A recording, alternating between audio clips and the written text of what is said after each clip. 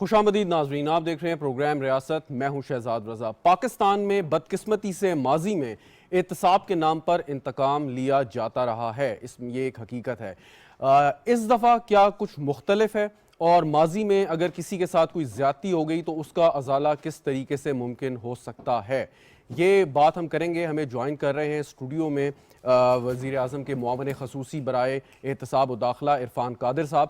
ان سے گفتگو کرتے ہیں، ان سے پوچھتے ہیں۔ عرفان آپ کسی تعارف کے محتاج نہیں، اور خاص طور پہ ان سے جو میں نے بات کرنی ہے وہ یہ کہ ان کا کیا پلان ہے، خود بہت ایکسپیرینسڈ ہے۔ بہت بہت شکریہ عرفان قادر صاحب جوائن کرنے کا۔ Correct me if I am wrong, یہ آپ کی 5ویں یا 6ٹھی آفیشیل ایک اسائنمنٹ ہے۔ آپ ایڈیشنل ایڈوکیٹ جنرل رہ چکے ہیں، پروسیکیوٹر جنرل ریمپ رہ چکے ہیں، ہائی کورٹ کے جج رہ چکے ہیں، اٹارنی جنرل آف پاکستان رہ چکے ہیں، پریزیڈنٹ کے کنسلٹنٹ رہ چکے ہیں، اور اب آپ نے معاون خصوصی کا یہ عہدہ سنبھالا ہے۔ تو کیا وجہ رہی، کیوں آپ نے یہ عہدہ قبول کیا؟ میں سمجھتا ہوں کہ اگر کوئی گورنمنٹ اس طرح کی کسی کو آفر دے، جس طرح کہ میری بیک گراؤنڈ ہے، لاء کی بھی میری بیک گراؤنڈ ہے، میری اکاؤنٹیبلٹی کی بھی ہے، اور لاء ریلیٹڈ بہت سارے سبجیکٹس جو ہیں میں نے وہ بھی دیکھے ہیں، اور پھر جو کرمنل لاز ہیں ان سے بھی میرا خاصا سابقہ رہا ہے، تو میں سمجھتا ہوں کہ یہ ایک بڑی ریکگنیشن ہوتی ہے گورنمنٹ کی، اور چونکہ گورنمنٹ نے مجھ پہ اعتماد کیا ہے تو میری کوشش ہوگی کہ میں اس اعتماد پہ پورا اتروں۔ لیکن سر، آپ کے اسٹیچر کا جو ایک وکیل ہے، سینئر وکیل ہے، وہ بہت ہائی پروفائل کیسز بھی لیتا ہے، جیسے آپ نے بھی لیے، ڈیپٹی اسپیکر کا کیس جیسے تھا۔ اس کے ساتھ کوئی پیسے کی بھی کمی نہیں ہوتی ماشاءاللہ جب آپ اس پوزیشن پہ جاتے ہیں، سو پھر اور ٹائم کی بھی بہت کمی ہوتی ہے آپ لوگوں کے پاس، تو پھر کیسے آپ مینیج، یہ آپ نے پرائورٹائز کرنا ہوتا ہے؟ آپ کا بہت اچھا سوال ہے، اور میرا کوشش ہوگی کہ میں کمپریہنسولی اس کا آپ کو جواب دوں کہ سب سے بڑی ریکگنیشن ایک لائر کی وہ اٹارنی جنرل بننا نہیں ہے، وہ منسٹر بننا نہیں ہے۔ سب سے بڑی ریکگنیشن ہے جب کوئی پرائیویٹ شخص آ کے آپ کو اپنا کیس دیتا ہے جس میں کہ اس کا پرسن ایٹ سٹیک ہوتا ہے یا اس کی ساری پراپرٹی ایٹ سٹیک ہوتی ہے۔ That is the biggest recognition. Chief justice of Pakistan بننا بھی اتنی بڑی بات نہیں ہے جتنی بڑی بات یہ ہے کہ کوئی شخص آپ کو اپنی ساری زندگی جو آپ کے ہاتھ میں رکھ دیتا ہے، اتنا آپ پہ اعتماد کرتا ہے، that is the biggest recognition کسی بھی لائر کی۔ اور میں خدا کا شکر کرتا ہوں کہ میری اس طرح کی خاصی ریکگنیشن رہی ہے۔ لیکن یہ بڑی مت ہے کہ اگر وکیل فیس بڑی لے لے تو وہ بڑا وکیل ہے، اور اگر وہ فیس نہ لے تو وہ چھوٹا وکیل ہے۔ یہ ڈسٹنکشن بالکل غلط ہے۔ کئی دفعہ بڑے بڑے معمولی وکیل بھی بڑی بڑی فیسیں لے جاتے ہیں، تو میرے لیے وہ کوئی ایسی امپورٹنٹ بات نہیں ہے۔ ہاں، وکیل کی زندگی میں ایک ایسا وقت آتا ہے جہاں پہ کہ وکالت میں اس کا اتنا ایکسپیرینس ہو گیا ہوتا ہے کہ اس کی کوشش ہوتی ہے کہ وہ کچھ ایسا کام کرے جہاں پہ کہ پیسہ جو ہے وہ یعنی اتنا تو نہیں ہے جتنا ایک چلتی ہوئی وکالت میں ہوتا ہے، لیکن سٹل سیٹسفیکشن جو آپ کو ملتی ہے آپ کی کانشنس کو، وہ دوسرے کاموں میں کم نہیں ہوتی، وکالت سے بلکہ زیادہ ہوتی ہے۔ آپ کے کیریئر میں وہ وقت آ گیا ہے؟ میرے کیریئر میں یہ وقت کئی دفعہ آیا۔ جب میں ہائی کورٹ کا جج بنا تھا، بڑی تھوڑی دیر کے لیے بنا تھا، ایک بڑا غلط فیصلہ ایک آیا تھا جس کو میں کبھی بھی نہیں مانا۔ اس میں پی سی او ججز نے، چند پی سی او ججز نے پاکستان کے کانسٹیٹیوشنل ججز کو نکال دیا تھا، اور ایک غلط فیصلے کے ذریعے۔ تو میرے وہ جو 5 مہینے تھے، 6 مہینے when I was high court جج، وہ بڑے سیٹسفائنگ 5-6 ماہ تھے، کیونکہ میں کچھ ایسی چیزیں کر رہا تھا جو کہ بہت سارے ججز وہ نہیں کر رہے تھے۔ مثلا میں سمجھتا تھا کہ ججز کو بڑی شفقت سے پیش آنا چاہیے بیوروکریٹ سے اور دوسرے طبقوں سے، اور میں بالکل یہ ڈیسنسی لانا چاہ رہا تھا عدالتی نظام میں، اور میں یہ بھی چاہ رہا تھا کہ عدالتی جو ججز ہیں وہ اپنے دائرہ اختیار میں رہ کے کام کریں، وہ ہرگز کسی طرح کی سپیریورٹی کمپلیکس میں نہ جائیں۔ آپ اپنے کیریئر میں شروع میں سمجھ جاتے ہیں کہ آپ کو کون سا رول آپ کے لیے صحیح رہے گا، کیا راستہ آپ کے لیے ٹھیک رہے گا۔ جسٹس سجاد علی شاہ صاحب نے اپنا کیریئر کا سٹارٹ کیا ایز اے لائر۔ اپنی کتاب میں وہ لکھتے ہیں کہ مجھے پتہ چل گیا کہ میں ایز اے وکیل آگے نہیں چل سکتا، اس لیے میں جوڈیشری کی طرف چلا گیا۔ آپ نے دونوں شعبے جو ہے یا دونوں ایکسپیرینس کی ہیں، تو آپ سمجھتے ہیں کہ زیادہ بہتر ایز اے جج آپ رہتے ہیں یا ایز اے وکیل آپ زیادہ بہتر ہیں؟ میرا خیال ہے کہ میں دونوں میں چل جاتا، اور وکالت میری ابھی تک ختم نہیں ہو رہی، حالانکہ میں کئی دفعہ وکالت سے دور بھاگنے کی کوشش کی ہے، لیکن وکالت مجھے خود ہی آ کے پکڑ لیتی ہے۔ اب بیش تحاشا سینکڑوں ہزاروں کیسز آپ نے لڑے ہوں گے۔ میں نے جی، آپ حیران ہوں گے سن کے، جو اب میں ایسٹرونومیکل فگرز آپ کو بتاؤں گا جو میں نے کبھی کسی پروگرام میں شیئر نہیں کیے۔ By the year 2002, 2003 صرف ہائی کورٹ میں I had conducted over 30,000 cases. 30,000 cases because یہ وہ 7 سال کا پیریڈ تھا جب میں ایڈیشنل ایڈوکیٹ جنرل تھا اور میری ریپیٹڈ اپیرنسز ہوتی تھیں سپریم کورٹ میں, ہائی کورٹس میں. تو یہ ہرگز میں یہ نہیں سمجھتا کہ اس میں میرا کوئی کمال ہے. میں سمجھتا ہوں آئی واز ویری لکی کہ مجھے یہ اپرچونٹی جو ہے وہ خدا کی طرف سے ملی. اچھا ایک آپ سے مطلب آپ کے پرسنل کیریئر سے سوال, اس کے بعد ہم ذرا احتساب کے بارے میں بھی آپ سے میں بات کرتا ہوں کہ بہت سے ایسے کیسز ہوں گے, کئی کیسز آپ کو یاد بھی رہے گے, کوئی ایک ایسا کیس جس کو جیت کے آپ کو صحیح خوشی ملی ہو کہ آپ نے واقعی اپنی محنت سے یہ لڑا ہے اور صحیح انصاف کا بول بالا ہوا ہے, کوئی ایسا کیس؟ میرے بہت سے کیس ہیں جو میں نے جیتے اور مجھے بڑی خوشی ہوئی. ابھی ریسنٹلی میرا ایک کیس ہوا ہے جس میں میرا نام بہت زیادہ ویسے نہیں آیا جی, لیکن میرا اس میں ایک رول تھا اور وہ مریم بی بی کا کیس تھا. اور گو کہ میرا نام اس میں زیادہ نہیں آیا, اس سے مجھے فرق نہیں پڑتا. لیکن مجھے جو انورڈ خوشی تھی وہ یہ تھی کہ میں نے سب سے پہلے یہ کہا تھا بہت سارے پروگرامز میں کہ یہ کیس غلط ہے, اور میں نے وہاں پہ جو سپریم کورٹ سے غلطیاں ہوئی تھیں وہ بھی پوائنٹ آؤٹ کر دی تھیں. اور اس قدر میڈیا ہائپ کریٹ ہوئی تھی اس کیس میں کہ ججز جو تھے وہ بھی اس میڈیا امپریشنز میں اتنے آگے چلے گئے کہ ان سم ہاؤ ڈیلیبریٹلی انہوں نے نہیں کیا, لیکن انکانشیسلی انہوں نے لاء کو بھی روندا اور انصاف کو بھی روندا, اور بری طرح سے روندا. مریم نواز صاحبہ کے کیس میں میں نے یہ باتیں کورٹ میں اسی طرح سے کی, اور وہ تمام جو اللیگیلٹیز جو کہ سپریم کورٹ کی پاناما کیس میں تھی وہ بھی پوائنٹ آؤٹ کر دیں, اور میرٹس میں کہ یعنی کورٹ کی کانشنس کو سیٹسفائی کروں وہ بھی سیٹسفائی کر دیا کہ مریم نواز کسی طرح بھی اس پراپرٹی کی بینیفیشل اونر نہیں ہے, and this is the case of no evidence. So یہ تو بڑی ریسنٹ ایک خوشی مجھے ملی. اس سے پہلے بہت سے ایسے کیسز ہوئے جو میں نے جیتے اور مجھے اس میں بہت خوشی ملی, لیکن اس وقت مجھے جیتنے والے کیس بھولے ہوئے ہیں. میں نے سپریم کورٹ سے ایک ریویو ہار دیا تھا, اور وہ بہت میرا ویل پریپیئرڈ کیس تھا, ویل تھاٹ آؤٹ کیس تھا, اور بہت اچھا کیس تھا ہمارا, اور بڑا ایڈورس سپریم کورٹ تھا. اور جب میں وہ ریویو ہمارے خلاف ہو گیا تو میرا وہ کلائنٹ جو ہے وہ علامہ میاں کا کوئی خاص آدمی تھا, اس نے مجھے ریویو کی ابھی فیس نہیں دی ہوئی تھی. تو اس نے میری جب وہاں پہ اس کے مطابق وہ اتنا سیٹسفائیڈ تھا میری پرفارمنس سے کہ اس نے مجھے ایک بڑا لمبی چٹھی لکھی. چٹھی کے کانٹینٹس تو میں آپ سے شیئر نہیں کر سکتا کیونکہ اس میں کچھ کرٹیسزم بھی تھا ہماری عدالتوں کے نظام کا, عدالتوں کا, تو وہ ان کا خیال تھا. لیکن انہوں نے جو آخری چیز لکھی, انہوں نے آخری جملہ یہ لکھا کہ میں آپ کا بہت مشکور ہوں کہ جس طریقے سے آپ نے میرا کیس لڑا ہے وہ ایسے تھا جیسے کہ میں خود لڑا ہوں, اور اتنی احساس ذمہ واری جو آپ نے دکھائی ہے, یہ ان کا کہنا ہے, میں ان کا کہنا ہے. تو میں آپ کو یہ چیک دے رہا ہوں, اور یہ چیک جو ہے یہ اس میں جو بھی آپ اماؤنٹ بھریں گے میں پورا کر کے آپ کو دے دوں گا, میں بلینک چیک آپ کو دے رہا ہوں. تو this is the biggest recognition of any lawyer. History میں شاید ہی کبھی ایسا ہوا ہو, اور یہ میں عاجزی سے کہہ رہا ہوں, میں کوئی بہت ایروگنس سے نہیں کہہ رہا. نہیں بالکل ٹھیک ہے. تو میرے نزدیک میری زندگی کا یہ ایک بہت بڑا سرٹیفکیٹ تھا جو مجھے ملا, اور آگے بتاتا ہوں. ان دنوں میں میرے جو منشی صاحب تھے ان کے گھر میں بہت تنگی بھی تھی اور افلاس بھی تھا, اور وہ میرے پاس دوڑے کہ خدا کے لیے کچھ بھریں, میرے پاس تو بڑی اس وقت مجھے ضرورت ہے پیسے کی. تو میں نے کہا کہ یہ اتنا ڈیسنٹ آدمی ہے کہ میں نے یہ کبھی بھرنا نہیں ہے اس میں کچھ بھی. I will keep it for the posterity. Posterity کا مطلب ہے کہ میرے بچے صرف دیکھیں گے, یہ نہیں کہ میں کوئی دنیا کو دکھانا چاہتا ہوں. تو وہ میں سمجھتا ہوں کہ ایک ہار کے جو کیس کیا, تو اصل میں نے یہ دیکھا کہ اگر آپ جینوین ایفرٹ کریں تو that is price less. Maryam Nawaz Sharif صاحبہ نے جب آپ کو بطور وکیل ہائر کیا تو کچھ کہا ہوگا آپ سے کہ جی میرا یہ اس میں مجھے انصاف دلوائیں, یا کوئی امیدیں ہوں گی, ظاہر ہے اور بھی ان کے پاس وکلا کی ٹیم ہے, تو آپ کس سے ان کی کیا بات چیت ہوئی, کیا ایکسپیکٹیشن تھی؟ جی وہ ایسے ہوا تھا کہ انہوں نے بالکل مجھے اپروچ کیا تھا, اور میں سمجھتا ہوں کہ it was good of them کہ انہوں نے مجھے اپروچ کیا, اور مجھ پہ پھر وہی بات میں آپ نے شروع بھی کی تھی کہ مجھ پہ اعتماد کیا. تو میں نے پھر ان سے یہ ریکویسٹ کی, میں نے کہا جی میں یہ آپ کا کیس ذرا اچھی طرح دیکھنا چاہتا ہوں, کیونکہ یہ لوگ نہیں جانتے بیسیکلی نا میں انورڈلی بڑا ڈرپوک سا آدمی ہوں.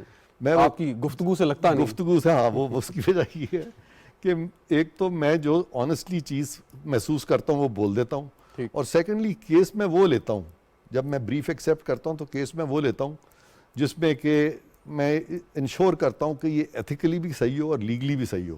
کیونکہ اس کے بعد جب اس طرح کا کیس جب وکیل کے پاس ہوتا ہے تو مشکل ہوتا ہے کسی جج کو وکیل کو ڈس لاج کرنا. ادروائز وکیل جو ہے lawyer has to cut a very sorry figure. تو یہ کیس جو تھا مریم صاحبہ کا, یہ میں نے تبھی کہہ دیا تھا ان کو کہ یہ بہت اچھا کیس ہے, یہ ان سے زیادتی ہوئی ہے, اور میں نے کہا تھا کہ انشاءاللہ میں یہ کیس کروں گا اور مجھے امید ہے کہ ہمارے اچھے نتائج نکلیں گے. اور وہی ہوا کہ اس میں بہت کامیابی ہوئی اور اس میں میرا رول تھا. کتنا تھا یہ اب وقت بتائے گا. بالکل ٹھیک. یہ ایک کلاسک ایگزامپل ہے کہ احتساب کے نام پر انتقام لیا گیا. تو یہ کیوں اس طریقے سے احتساب کے نظام کو اپنی منشا کے مطابق توڑ مڑوڑ کے سیاسی حریفوں سے انتقام کیوں لیا جاتا ہے؟ اگر آپ پاکستان کی کانسٹیٹیوشنل ہسٹری دیکھیں تو وہاں پہ ایکسٹرا کانسٹیٹیوشنل ٹیک اوورز جو ہوئے تو پرانے وقتوں میں جو تھے وہ چونکہ آپ کے پیدا ہونے سے پہلے کی باتیں ہیں, تو وہاں پہ یہ ہوتا تھا کہ آرمی جو تھی وہ ٹیک اوور کرتی تھی, مارشل لا لگتا تھا, وہ جو ایکشن ہے وہ چیلنج ہوتا تھا, کورٹس اس پہ فیصلہ دیتے تھے, اور ہمیشہ کورٹ کے فیصلے میں یہ لکھا جاتا تھا کہ پچھلی حکومت جو ہے وہ بڑی کرپٹ تھی اور اب جو حکومت ہے بڑی اچھا گئی ہے, اور یہ منترا چلتا جاتا تھا. ایونچولی مارشل لا کا راستہ ختم کرنے کے لیے 8ویں آئینی ترمیم میں انہوں نے ایک سیفٹی ویلو ڈال دیا جس کو ہم 58(2)B کہتے ہیں. اس سے یہ ہوتا تھا کہ اگر حکومت وقت آئین کے مطابق نہیں بھی چل رہی ہوتی تھی تو صدر کو اختیار تھا کہ وہ اس کو ڈیزالو کر دیں, اسمبلی کو بھی ڈیزالو کر دیں اور نئے الیکشنز ہو جائیں. اس سے مارشل لا جو تھا اس کا راستہ ان وے بند کر دیا گیا. اور اسی لیے جنرل ضیاء الحق نے جب پہلی اسمبلی ڈیزالو کی جنیجو صاحب کی تو تب مارشل لا نہیں لگا بلکہ اس کے بعد الیکشنز ہوئے. آیا وہ ٹھیک تھا جو انہوں نے اسمبلی ڈیزالو کی یا نہیں کی, لیکن وہاں پہ وجہ یہی بتائی گئی 58(2)B میں کہ یہ کرپشن تھی, یہ تھا, وہ تھا. اس کے بعد بے نظیر بھٹو صاحبہ کی گورنمنٹ ڈیزالو کی گئی اسی قانون کے تحت, اور وہاں بھی یہی کہا گیا کہ یہ حکومت تو اچھی نہیں تھی. اس کے بعد میاں صاحب کی حکومت کو ڈیزالو کیا گیا, پھر بے نظیر کو ڈیزالو کیا گیا, پھر جب دوسری دفعہ میاں صاحب کی حکومت آئی تو اس وقت تک یہ 58(2)B جو ہے وہ ہٹا چکے تھے آئین سے. ونس اگین ہم وہی ایبریشن دیکھتے ہیں کہ کانسٹیٹیوشنل ایبریشن ہوئی اور جنرل مشرف نے ٹیک اوور کر لیا, وہ چیف ایگزیکٹو بن گیا پاکستان کے in an extra constitutional dispensation. تو وہ ہم دیکھتے ہیں کہ وہاں پہ 58(2)B جو ہے جیسے ہی وہ ختم ہوتا ہے تو یہ طریقہ نکلتا ہے. اس کے بعد جب پوسٹ جنرل مشرف جب الیکشنز ہوئے 2008 آنورڈز تو وہاں پہ ہم نے دیکھا کہ یہی کرپشن کو منترا بنا کے تو حکومتوں کو نکالا گیا, اور پھر یہ آرٹیکل 62-63 کو 58(2)B بنا دیا گیا, اور عدالتوں نے پھر پوری حکومتوں کو گرانا شروع کیا. اور اس میں جنیجو صاحب کی گورنمنٹ, کیونکہ جب پرائم منسٹر جاتا ہے تو پوری گورنمنٹ گر جاتی ہے, پھر میاں صاحب کی گورنمنٹ, اور وہاں پہ میاں صاحب کے کیس میں, پناما کیس میں پھر یہی منترا تھا جی کرپشن. تو وہ مریم کے کیس کا جو انجام ہوا ہے اس سے کلیئر ہو گیا کہ میاں صاحب کے کیس میں اب کیا ہونا ہے. تو یہ جو ایک طریقہ کار بنا ہوا ہے اتنے سالوں سے, تو ایک سائیکی سی بن گئی تھی کچھ سیاستدانوں کی. ان کا خیال تھا کہ جو اگلا الیکشن ہوگا اس میں ہمیں واک اوور ملنا چاہیے, کیونکہ ہمارے جو مد مقابل ہیں وہ کرپشن کیسز میں وہ جیلوں میں بیٹھے ہوں گے, اور پھر جب ہم الیکشن لڑیں گے تو it will be a walkover. ٹھیک. تو اس وجہ سے یہاں پہ پولیٹیکل رائیولریز کی وجہ سے یہ کیسز بنائے گئے. نہ صرف کہ احتساب کے ادارے استعمال ہوئے بلکہ عدالتیں بھی استعمال ہوئیں, اور عدالتیں مانتی ہیں, سب مانتے ہیں اس چیز کو. اور یہ جو پولیٹیکل انجینئرنگ کی بات ہے جس طرف آپ نے اشارہ کیا, یہ آپ نے یا میں نے نہیں کیا, یہ سپریم کورٹ کو کہنا پڑا, جسٹس مقبول باقر کو کہنا پڑا. خواجہ سعد رفیق صاحب کا جو کیس ہے, ان کے بھائی صاحب سلمان رفیق اور خواجہ سعد رفیق, ان کے کیس میں پھر یہ کہنا پڑا کہ یہ جو ہمارے اکاؤنٹیبلٹی کے ادارے ہیں, نیشنل اکاؤنٹیبلٹی بیورو, ان کو بالکل اس طرف سے اجتناب کرنا چاہیے. پولیٹیکل انجینئرنگ کرتے ہوئے نظر آتے ہیں. تو انہوں نے اچھی گائیڈ لائنز دیں اس میں سپریم کورٹ نے اس معاملے میں. تو میں آپ سے اتفاق کرتا ہوں کہ اس طرح کی جو پولیٹیکل انجینئرنگ ہے یا اس طرح کی منوورنگز جو ہیں थ्रू रियासती अदारे जिसमें अदलिया है, जिसमें अकाउंटेबिलिटी का अपरेटस है, ये नहीं होना चाहिए। ये पीपल्स पार्टी और नवाज लीग ने 90s में जब भी उनकी हुकूमतें हैं ये काम होता रहा, बिल्कुल दुरुस्त फरमा रहे हैं। उसके बाद उन्होंने रियलाइज़ किया, उसके तहत मीसाक जमहूरियत एक साइन किया और कहा कि आइंदा इस किस्म की बात हम नहीं करेंगे एक दूसरे के खिलाफ। लेकिन फिर एक तीसरा फरीक एंटर हुआ, पाकिस्तान तहरीक इंसाफ। आपके ख्याल में उन्होंने ऐसा क्यों किया? वो तो नए लोग थे, उनको इस चीज़ से सरोकार नहीं था कि उनके जो कहते हैं ना कि स्केलेटन इन द कबर्ड्स, वो भी कुछ ऐसे हमें बताया गया नहीं है, तो फिर वो क्यों इस तरफ चल पड़े कि इंतकाम नज़र आया हमें पिछले 3.5 साल में? देखें, पाकिस्तान में जो डेमोक्रेसी का, जमहूरियत का जो एवोल्यूशन हुआ है वो एक तवील एवोल्यूशन है। मसलन अब पाकिस्तान बने 75 साल तकरीबन हो चुके हैं, ठीक है जी। इन 75 साल में जो एवोल्यूशन हम देख रहे हैं उसमें जो दो बड़ी पार्टीज थी उनका बहुत सख्त आपस में डिफरेंसेस थे और झगड़े थे। और ये बड़ी खुशाइन बात है कि पाकिस्तान की दो सबसे बड़ी पार्टीज, एक पंजाब की सबसे बड़ी पार्टी और एक सिंध की सबसे बड़ी पार्टी यानी पीपल्स पार्टी और PMLN, इनमें एक यूनिटी पैदा हुई है। इससे नेशनल कोहेजन बढ़ेगा और PTI भी आने वाले दिनों में इस नेशनल कोहेजन का हिस्सा उसको बनना चाहिए। अभी भी रिसेंटली वो चीफ जस्टिस ऑफ पाकिस्तान ने एक बड़ी अच्छी बात उन्होंने की है। उन्होंने कहा कि ये खान साहब जो लॉन्ग मार्च की तरफ जा रहे हैं, तो ये तरीक़ाकार तो आइन में नहीं लिखा हुआ। आइन में तो लिखा हुआ है कि अगर आप वोट ऑफ नो कॉन्फिडेंस हो गया है तो फिर आप असेंबली में जाएं और अपना रोल अदा करें। और जैसे ही खान साहब को ये इदराक होगा और वो भी असेंबली में जाएंगे और अपोजिशन का रोल अदा करेंगे और अपोजिशन एक कंस्ट्रक्टिव अपोजिशन बनेगी और हुकूमत जो है वो भी अपोजिशन को टॉलरेट करेगी, तो मेरा ख्याल है कि ये जो इस तरह के जो डिफरेंसेस हैं, इस तरह के जो केसेस बनते हैं, ये भी बंद हो जाएंगे और तकवीयत पार्लियामेंट को होगी। पार्लियामेंट फिर बहुत मजबूत होगी क्योंकि बहुत सारे ऐसे कवानीन हैं जिसमें कि जो लोग इलेक्ट होके आते हैं उनको सब्जुगेट कर दिया जाता है अनइलेक्टेड ऑफिसेस के नीचे, इसलिए कि पार्लियामेंट डिवाइडेड है, पॉलिटिशियंस डिवाइडेड हैं। जिस दिन इनकी यूनिटी होगी उस दिन जमहूरियत भी मजबूत होगी और हमारे इदारे जो हैं वो भी अपने दायरा इख्तियार से बाहर नहीं आएंगे। इन्हीं बातों के कॉन्टेक्स्ट में जो भी आपने एहतसाब के हवाले से की और एक तारीख भी हमारे सामने आपने बयान की, जो वज़ीर आज़म ने आपको ये ओहदा दिया तो यकीनन उनकी कुछ एक्सपेक्टेशंस होंगी आपसे, कुछ आपको टारगेट दिए होंगे, कुछ आपने अपनी बात बताई होगी, तो वो अगर शेयर कर सकें आप, वो क्या टारगेट्स? मैं बिल्कुल आपसे शेयर करता हूँ। मेरी जो पहली मीटिंग हुई थी प्राइम मिनिस्टर साहब से, जब उन्होंने मुझे ये पेशकश की थी और मैं उनका बड़ा मशकूर हूँ, उन्होंने बड़ी दो टोक साफ बात की थी। उन्होंने कहा था कि जो भी आपका ज़मीर गवारा करेगा, जो आप समझेंगे कि कानून में और ज़मीर के मुताबिक सही चीज़ है, आप वो करें और कोई मेरी तरफ से प्रेशर नहीं होगा। उन्होंने बिल्कुल दो टोक अल्फाज में मुझे ये कहा था और मैं उनके इन जुमलों से बहुत मुतासर हुआ था। और अगर वो ये जुमले ना कहते तो शायद मैं उस तरह मुतासर ना होता। तो उनके चंद जुमलों ने टोटली मुझे उन्होंने विन ओवर कर लिया था जब उन्होंने मुझसे ये बात की थी। तो आपको कोई यकीन टारगेट भी दिया होगा आपने ख़ुद कोई रिफॉर्म्स के लिए, क्योंकि बहुत बात हो रही है नैब इस्लाहात में, अदालती इस्लाहात और दाखिला के उमूर में कुछ चीज़ें बेहतर करने वाली हैं, पुलिस कल्चर है, पूरे पाकिस्तान में इस चीज़ को अगर पॉलिसी लेवल पे इसको इम्प्लीमेंट करना है, तो इस किस्म की कोई बात आपने कोई टारगेट, कोई खाका आपके जहन में हो? बिल्कुल, मैंने ख़ुद उनसे अपना खाका जो है वो थोड़ा सा डिस्कस किया था और उसमें मेरे जहन में जो चीज़ें हैं वो मैं आपसे शेयर करता हूँ। वो ये है कि हमने देखा है कि बहुत ज़्यादा जो केसेस बने हैं इनोसेंट लोगों पे, तो इस चीज़ को हमने इसका तदारक करना है। ये नैब ऑर्डिनेंस के तहत? बिल्कुल, नैब में। और मसलन जो मिस यूज़ ऑफ अथॉरिटी के केसेस थे, और अगर वो सारे आप केसेस देखें जो कि मिस यूज़ ऑफ अथॉरिटी के थे या ऑफिशियल डिसीजन मेकिंग के थे, उसमें तकरीबन ऑलमोस्ट मोर देन 80-90% लोग जो है एक्विट हुए और सही एक्विट हुए। लेकिन वो जब केस बने और 4-4, 6-6 साल चले, उन लोगों की ज़िंदगियां बर्बाद हो गई। मुझे आज भी नहीं भूलता, जब मैं पहली दफ़ा प्रोसिक्यूटर अपॉइंट हुआ था 2003 में, तो मेरा पहला दिन था नैब के ऑफिस में और मेरे सामने एक दरख्वास्त पड़ी हुई थी।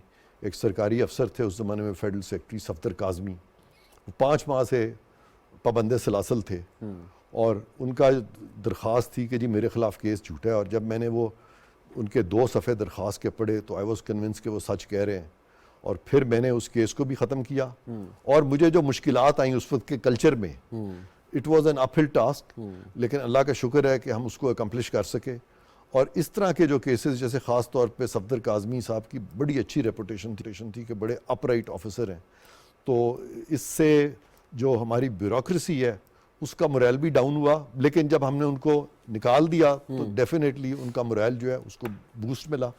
اور اس طرح کے جتنے کیسز ہیں خاص طور پہ بزنس کمیونٹی کے معاملات جو ہیں وہ بھی کچھ نیب میں آئے, حالانکہ بزنس کمیونٹی میں نہیں سمجھتا کہ نیشنل اکاؤنٹیبلٹی کو زیادہ چھیڑ چھاڑ کرنی چاہیے. اسی لیے یہ جو نئی ترامیم آئی ہیں جس میں ایس سی سی پی کے میٹرز کو باہر کیا گیا, جس میں ٹیکس میٹرز کو نکالا گیا, جس میں اور فائنینشیل کرائمز جو ہیں چونکہ وہ اسپیشلائز لاز ہیں جو ان سے ڈیل کرتے ہیں, تو وہ سارے نکالے گئے. وہ بڑی اچھی چینجز ہیں, اور وہ صرف یہ نہیں ہے کہ پی ایم ایل این نے وہ چینجز کی ہیں اور یہ جو پی ڈی ایم کی گورنمنٹ ہے انہوں نے کی ہیں, بلکہ یہ پی ٹی آئی گورنمنٹ نے بھی یہ 2-3 آرڈیننسز لائے. یہ اور بات ہے کہ اب وہ سیاست کرتے ہوئے نظر آتے ہیں اور وہ کرٹیسائز کرتے ہیں. یہ کافی ہیں یا مزید کوئی اس میں گنجائش ہے؟ یہ دیکھیں لا ہمیشہ سے ایسے ہی تھا, یہ کلیریفیکیٹری آرڈیننسز ہیں, یہ لا کو کلیریفائی کرتے ہیں. اور اگر میرے آپ اس زمانے کے نوٹس دیکھیں آج سے کوئی 18 سال پہلے کے, تو میں نے یہ ساری باتیں ہاتھ سے لکھی ہوئی تھیں, اور ہم مشورہ رہتا تھا ان دنوں میں. میرے ساتھ 2 چیئرمین کام کرتے تھے, جنرل منیر حفیظ اور general Shahid Aziz, and they were both fine people. اور ان کے ساتھ جب ہم بیٹھتے تھے اور جب ہم کو ریزن آؤٹ کرتے تھے تو بڑا اچھا ہم اس میں یعنی طریقہ کار نکالتے تھے کہ کسی طرح سے بھی نہ صرف کوئی انوسنٹ نہ سفر کرے, بلکہ جو آفیشیل ڈیسیجن میکنگ ہے اس کو ہم بالکل نہیں چاہتے تھے کہ چوک کرے. بالکل. میں ان کو آپ کا پریڈیسیسر تو نہیں کہوں گا, لیکن جو سابق وزیر اعظم کے اس وقت معاون خصوصی برائے احتساب تھے شہزاد اکبر صاحب, انہوں نے بڑی کوشش کی, بار بار تقریباً ہر روز انہوں نے پریس کانفرنسز کی اور بتایا کہ کرپشن انہوں نے پکڑ لی ہے اور وہ ثابت کرنے والے ہیں, کچھ اس قسم کی وہ بات کرتے تھے. سو آپ کا جو عہدہ ہے اس پہ وہ ایک عجیب سا شیڈو ڈال کے چلے گئے ہیں کہ اگر احتساب کو کوئی مشیر آئے گا تو اس کا کام یہی ہوگا کہ اس نے سیاسی مخالفین کو جو ہے ٹائٹ کرنا ہے, ان کے خلاف مقدمات بنانے ہیں, نکالنے ہیں, اور ان کے خلاف انتقامی کارروائی کرنی ہے. ایک امپریشن بن گیا ہے, اس کو کیسے آپ ظاہر کریں گے؟ اصل میں ہوا یہ تھا کہ شہزاد اکبر جو ہے نا, ان کو ابھی تھوڑا سا اور سفر طے کرنا چاہیے تھا اس پروفیشن میں. ان کو میں نے اپوائنٹ کیا تھا. اچھا. میں نے ان کو کنسلٹنٹ رکھا تھا, انہوں نے ہمیں درخواست دی تھی, میں نے ان کو نیشنل اکاؤنٹیبلٹی بیورو میں کنسلٹنٹ رکھا تھا.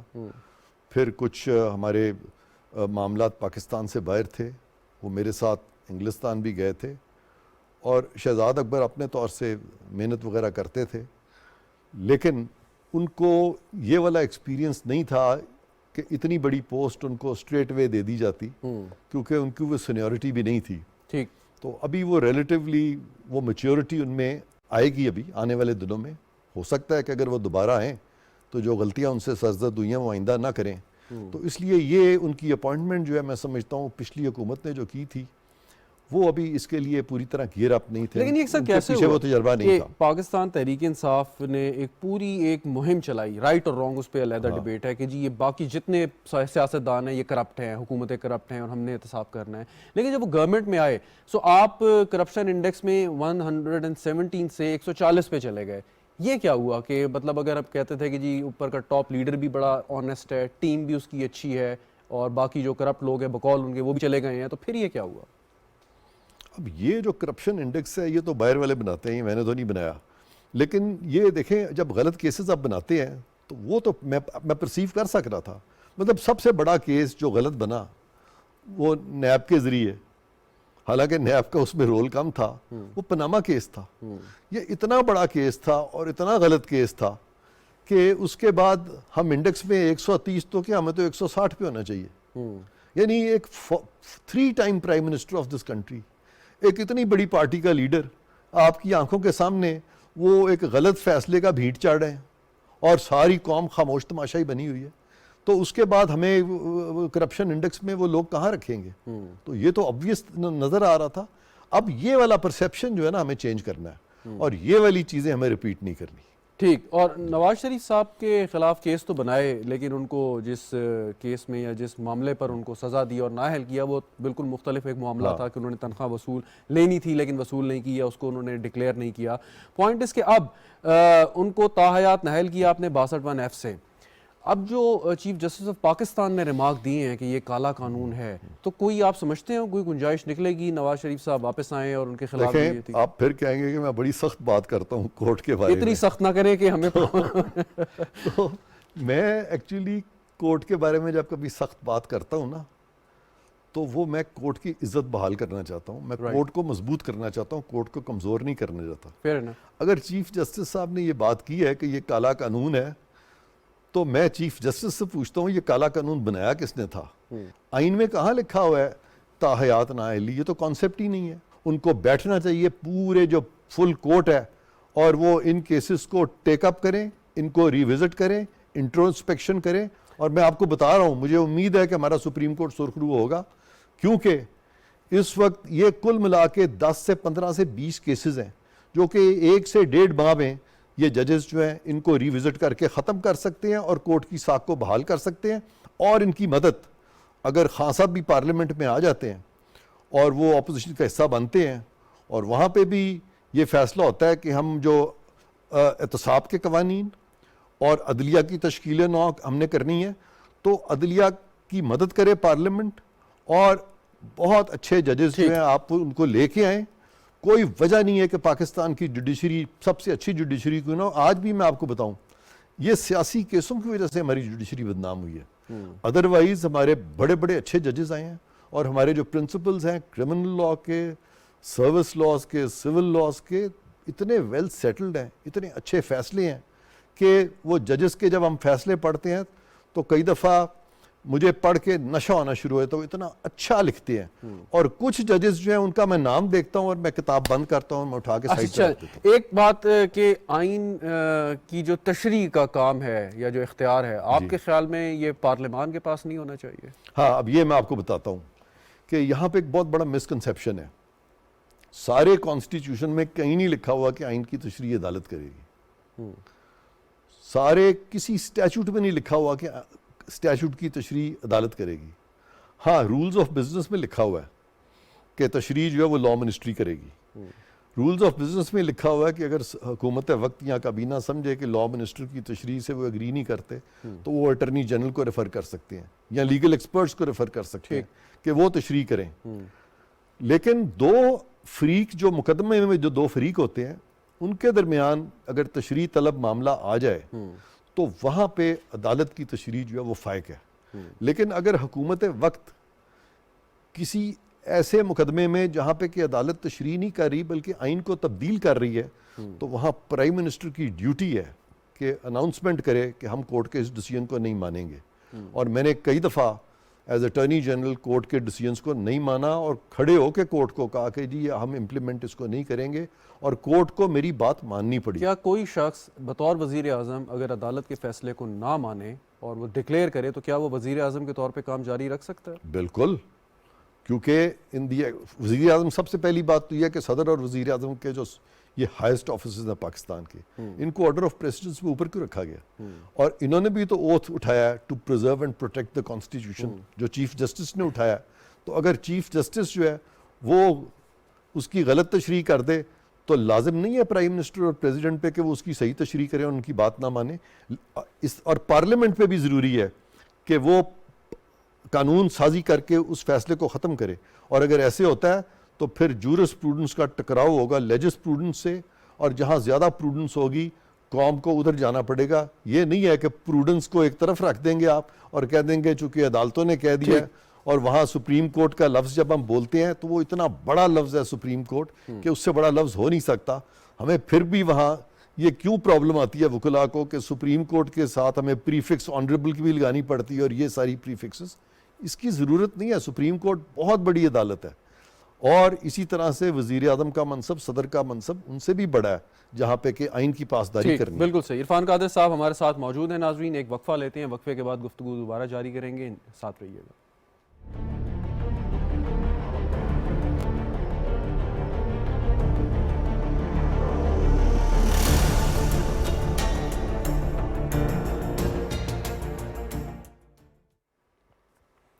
پروگرام میں ایک بار پھر خوش آمدید ناظرین. ہمارے ساتھ موجود ہیں عرفان قادر صاحب, معاون خصوصی برائے وزیر اعظم احتساب اور داخلہ. عرفان قادر صاحب, وقفے سے پہلے آپ بات کر رہے تھے کہ عدالت کا احترام یا کس طریقے سے آپ عدالتیں جو ہے اس کی تشریح کر سکتی ہیں یا کن کن چیزوں میں ان کی جو ہے وہ انوالومنٹ جو آپ کے خیال میں درست ہوتی ہے. میں سوال ایک ضرور آپ سے کرنا چاہوں گا. آپ نے مریم نواز شریف صاحبہ اور نواز شریف صاحب کا جو ذکر کیا, کہا کہ پولیٹیکلی موٹیویٹڈ کیسز تھے, تو پولیٹیکلی موٹیویٹڈ کیس تو سیاستدان بنائے گا یا اگر کوئی اس وقت میڈیا حکمران ہے وہ بنائے میڈیا گا ہائپ یا میڈیا ہائپ کریٹ کرے گا. سو عدالتیں تو نہ سیاست کے انفلوئنسڈ ہیں نہ ان کا کوئی اور مقصد ہے. جج صاحب جو ہے وہ کتاب کو دیکھ کے آپ کے آرگومنٹ کو سن کے فیصلہ دینے کے پابند ہیں اور دیتے بھی ہیں, تو پھر عدالت سے ان کو ریلیف ملنے میں اتنا عرصہ کیوں لگا آپ کے خیال میں؟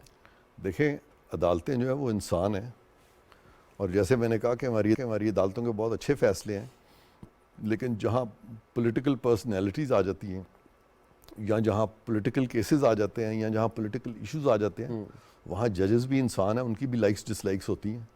تو وہاں پہ ان کو اپنی جورسڈکشن کے اندر رہنا چاہیے. جب بھی وہ جورسڈکشن سے نکلتے ہیں اور وہاں پہ ان کا جو لائکس ڈس لائکس نظر آتی ہیں, میں نہیں کہتا کہ وہ ڈیلیبریٹلی بائسڈ ہیں, لیکن ان میں اگر یہ سیمبلنس آف بائس بھی اگر ان کے اندر ہے تو ان کو اس طرح کے میٹرز کو انٹرٹین ہی نہیں کرنا چاہیے. ان کے کوڈ آف کنڈکٹ میں یہ لکھا ہوا ہے کہ جب بھی کورٹ کے سامنے پولیٹیکل کویسچنز آئیں گے, پولیٹیکل ایشوز آئیں گے, خواہ ان میں لیگل کویسچنز ہی کیوں نہیں ہیں, ان کو اس سے دور رہنا ہے. ایک امپریشن ہے کہ عمران خان صاحب کو عدالت سے بڑا ریلیف ملتا ہے, کہ یہ درست ہے آپ کے خیال میں؟ آپ نے آبزرو کیا چیزیں یا نہیں؟ ہاں, اب یہ دیکھیں, یہ بڑا انٹرسٹنگ ہے.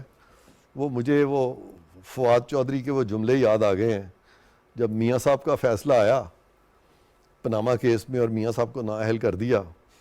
تو بالکل اسی طرح سے ایک اور کیس تھا جہانگیر ترین صاحب کا, اور جہانگیر ترین کے کیس میں بھی وہ بالکل کیس ان کے خلاف نہیں بنتا تھا, کیونکہ انہوں نے وہ جو ہائیڈ ہاؤس ایک لنڈن میں انگلینڈ میں جو ان کا ہائیڈ ہاؤس تھا, وہ اس کو انہوں نے سورس آف فنڈ سارا بتا دیا ہوا تھا, لیکن وہ انگلینڈ کے لاز کے تحت وہ ٹرسٹ پراپرٹی تھی, اور پراپرٹی سچویٹڈ بھی انگلینڈ میں تھی, لوکیٹڈ بھی انگلینڈ میں تھی. تو پاکستانی سپریم کورٹ کیسے کہہ سکتا ہے کہ وہ ٹرسٹ پراپرٹی نہیں ہے؟ وہ تو جہانگیر ترین صاحب کی پراپرٹی تھی, اور جہانگیر ترین کو چاہیے تھا کہ اس کو ڈکلیئر کرتے. وہ بھی جب غلط فیصلہ جب آ گیا تو اس نے کہا فواد چودھری نے, یہ بیلنسنگ ایکٹ ہے. تو اس کا مطلب ہے کہ کورٹس جو ہیں وہ بھی پھر ڈونڈل کر جاتے ہیں جب وہ دیکھتے ہیں کہ ایک کیس میں ہم نے غلط فیصلہ کر دیا ہے, تو اب اس کو بیلنس آؤٹ کرنے کے لیے ہم دوسرے کیس میں, ویسے تو یہ کنٹیمپچوس لفظ تھے فواد چودھری کے, لیکن اس میں ایک کچھ حقیقت غالباً تھی جس کی وجہ سے ان کی یہ فریز جو ہے وہ بڑی مشہور ہوئی, اور یہ بیلنسنگ ایکٹ والی بات پہ پھر بہت زیادہ تبصرے ہوئے. تو یہ میں سمجھتا ہوں کہ کلاس 2 آرٹیکل 175 کی وہ صاف طور پہ کہتی ہے کہ کسی عدالت کو جورسڈکشن نہیں ہوگی ان معاملات میں جن معاملات کے بارے میں آئین اور قانون ان کو اختیارات تفویض نہیں کرتا. ٹھیک. ایک سوال ضرور آپ سے میں پوچھنا چاہوں گا کہ پی ٹی آئی کے دور میں کرپشن ہوئی, جیسے انڈیکس کی بھی بات ہم نے کی, یا غلط مقدمات بنائے. اب یہ غلط مقدمات جو بنے, اس کی وجہ ان کو عام ٹوسٹنگ کرنا تھی ڈیفینیٹلی. اس کے بعد اب عدالت نے اس کو ریلیف ملا, یا جیسے آپ بھی اس کیس میں تھے, آپ کا بھی ایک کردار ہے, لیکن عدالت کا فیصلہ ہے, اس کو تحریک انصاف نے کہا کہ یہ NRO 2 ہے. یہ چیز سمجھ نہیں آئی, اور ابھی آپ نے ورڈ یوز کیا کنٹیمپچوس. تو کیا خان صاحب یہ جو الفاظ استعمال کرتے ہیں کہ کنٹیمپٹ آف کورٹ کے زمرے میں آتے ہیں یا نہیں آتے ہیں؟ میرے نزدیک تو NRO کا لفظ کنٹیمپچوس ہے ہی نہیں.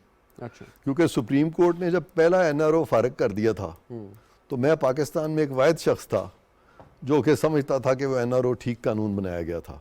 کیوں ٹھیک بنایا گیا تھا؟ جب وہ NRO آیا 2007 اکتوبر میں, تو اس کے بعد پولیٹیکل سلوگن جو تھا وہ اینٹی NRO بننا شروع ہو گیا, کیونکہ سیاست اس بات پہ ہو رہی تھی کہ NRO بہت بڑا قانون ہے.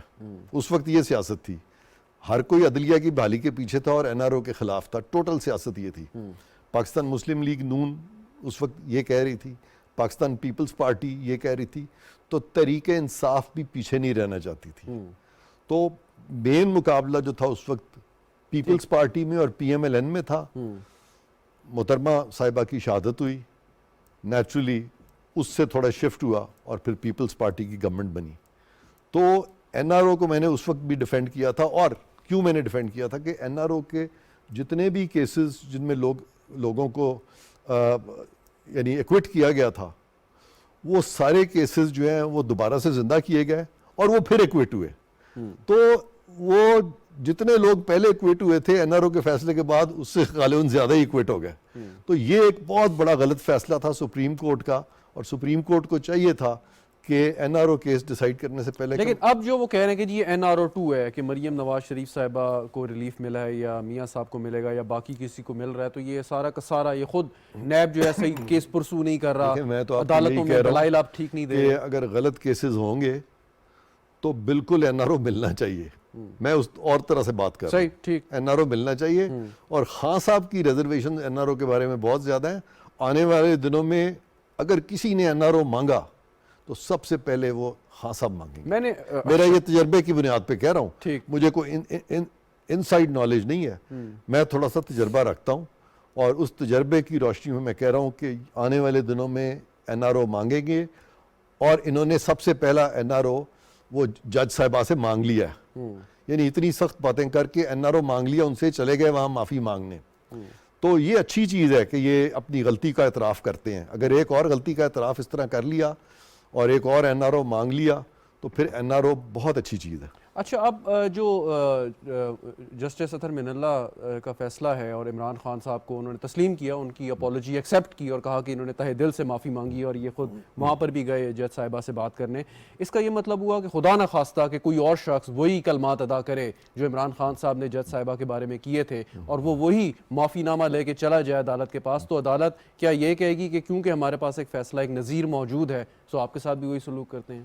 اب یہ بڑا انٹرسٹنگ آپ کا سوال ہے کہ میں نے یہ ٹی وی کے بہت سارے پروگرامز میں کہا کہ جب جسٹس اطہر من اللہ نے ان کی معافی کو کہا کہ ہم سیٹسفائیڈ ہیں عمران خان صاحب کی معافی سے, تو we are satisfied with this apology but now charge will be framed on 3rd of October.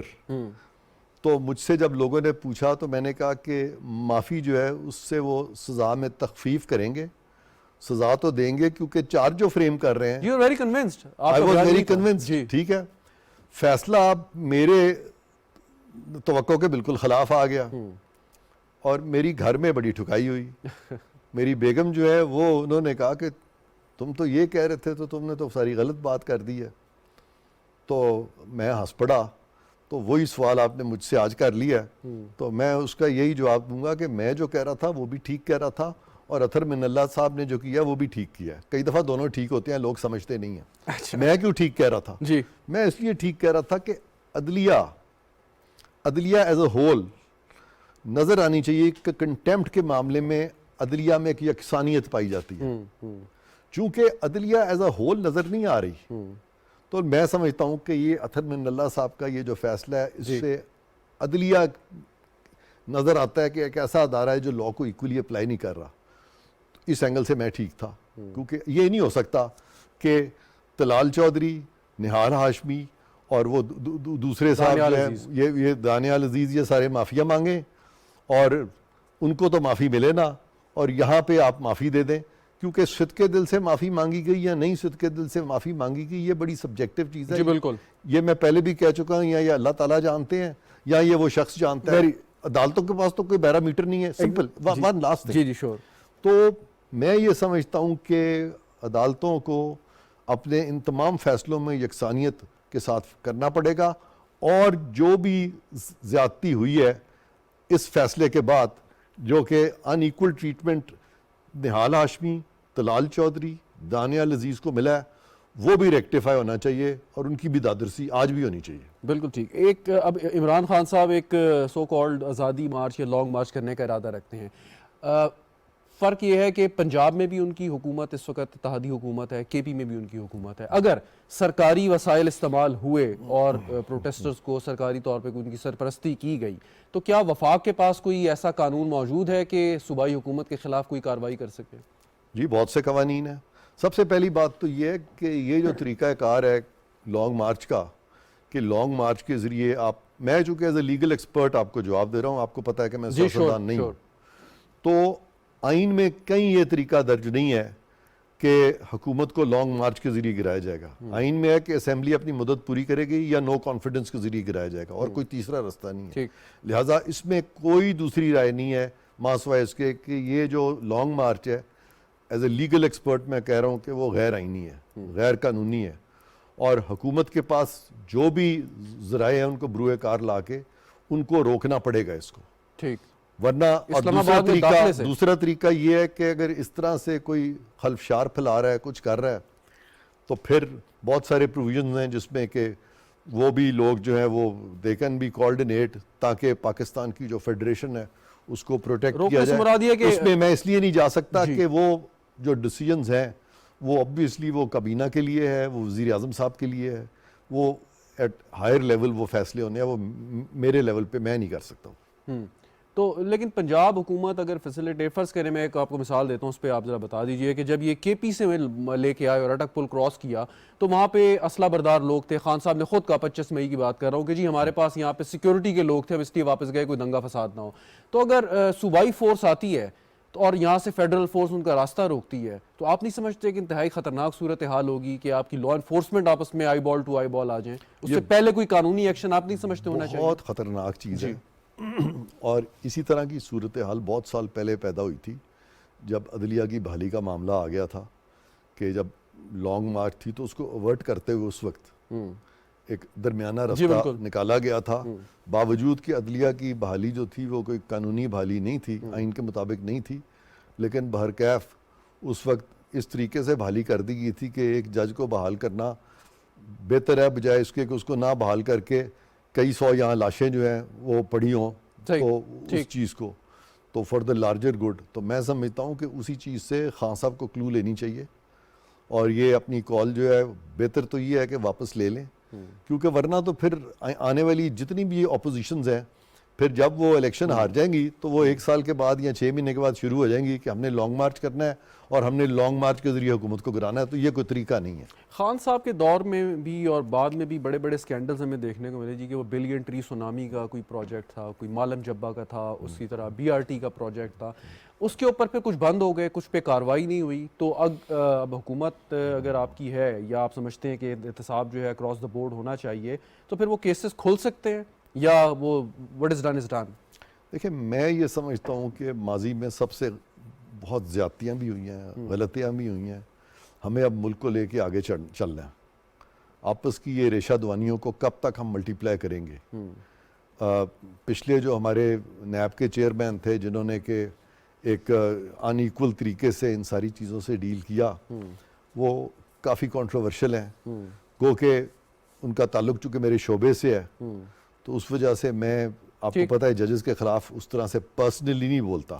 عدلیہ کے کانڈکٹ پہ میں ضرور بات کرتا ہوں, کھل کے ان کے فیصلوں پہ تنقید بھی کرتا ہوں, لیکن اسپیسیفکلی کسی جج کے خلاف میں کبھی نہیں کرتا. ہاں ثاقب نثار بیچارے کے خلاف میں کئی دفعہ بات کر جاتا ہوں کیونکہ وہ حد سے زیادہ بڑھ گئے تھے.